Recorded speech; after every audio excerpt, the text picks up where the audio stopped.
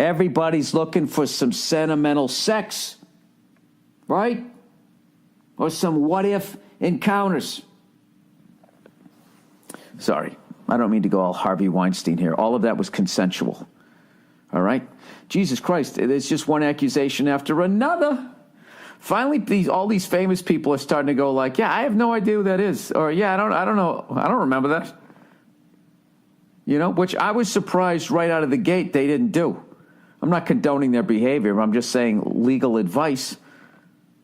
Years later, after the jizz has disappeared off of you, threw out the plant that you fucking came on, you'd think that these people would go into denial. Like that fucking Supreme Court judge going, I don't know what you're talking about. I didn't do that. I just went back to my study and I was reading on how to become a better person. They're slowly starting to do that. But anyways, why, Bill? Why on such a glorious holiday month would you bring up such a scandal? There should be like, you know what? You should start doing like you know, you have like a dead pool. You should do like a pool now where you just fucking, you try to bet on who's the next person. I can't even say anything because it's not funny to fucking accuse somebody of that shit. Trying to think of anybody who I would, I ain't gonna fucking do that. All I know is, as far as I know, I think fisting had died down in the 1800s, so you could have that as a last name. But I believe in Roman times, according to like movies like Caligula,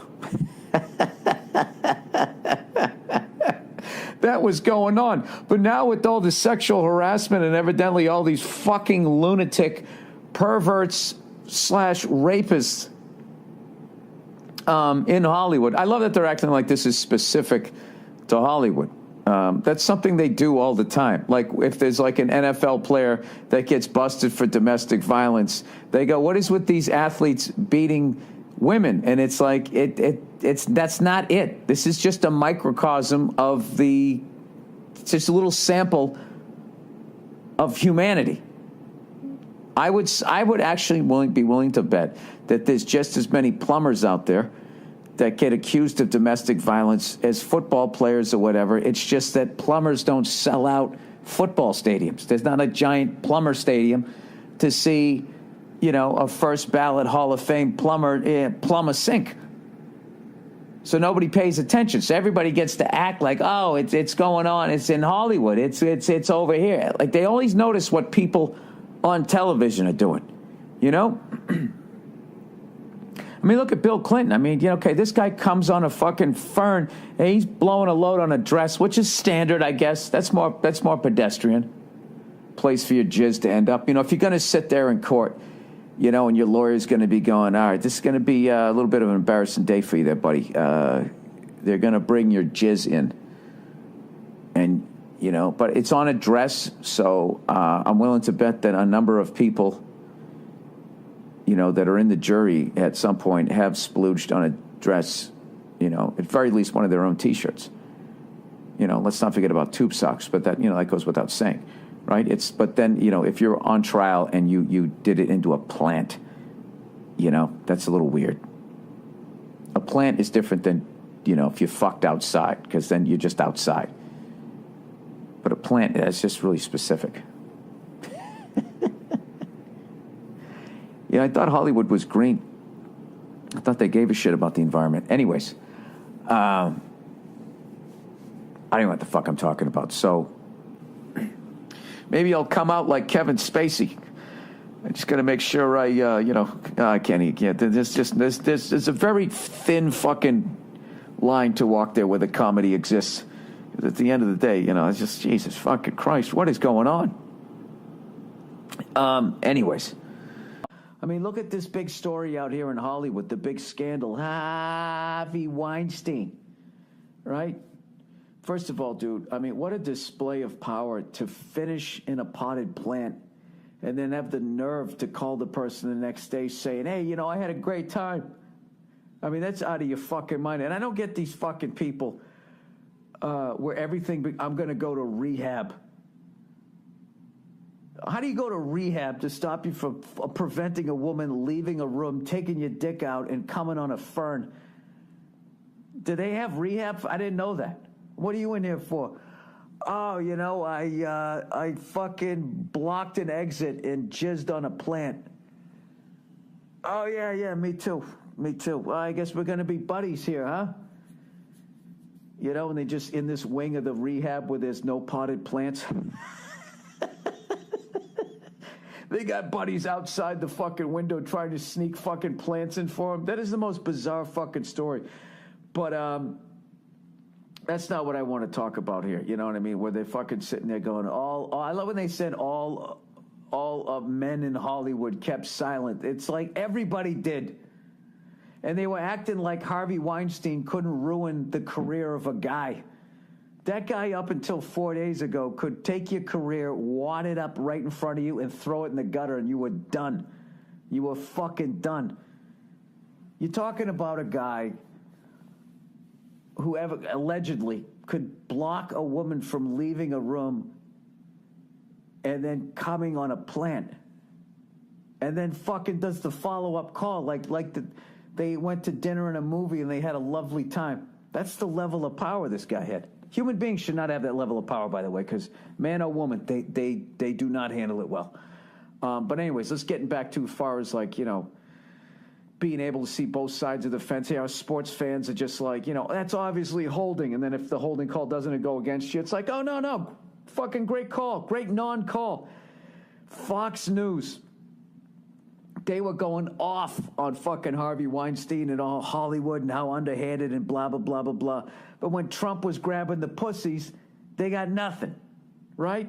And then fucking CNN's the same fucking way. Trump grabs the fucking pussies. They're all fucking over it. Harvey Weinstein does what he does. This isn't a time to fucking politicize this thing. They're both so fucking full of shit. And they're going to judge all of Hollywood on Harvey Weinstein, right? The same way the liberals judge all Republicans on Donald Trump. I don't know how anybody watches either one of those channels. However, I will say this, because I don't watch Fox News that often. I don't really watch CNN.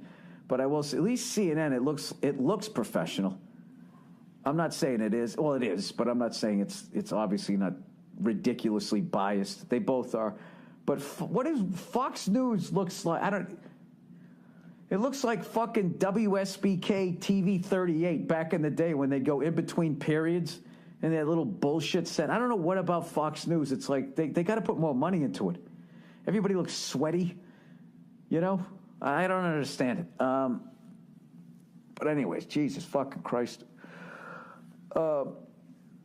So now they're going back into everybody's life. They're going back into somebody, you did this back in 2000. Here's my thing. All these guys are now going to have to apologize for all the shit they did evidently back into the fucking 90s or whatever. My question is when is it going to even out?